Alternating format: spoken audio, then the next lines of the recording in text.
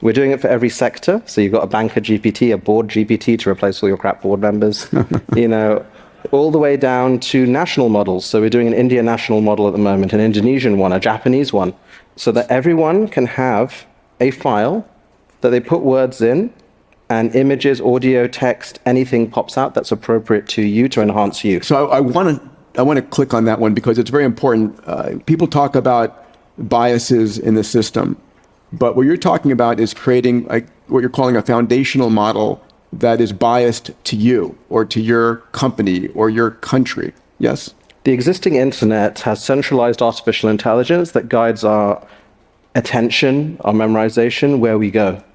With this technology, we can push internet intelligence to the edge, so every single person, country, culture, company can have their own AIs. And that's an amazing thing because it can work for you, not against you. Right. And so that's the personalization, because what is bias, right? There are inherent biases in our society and things, but we can never move fast on this thing.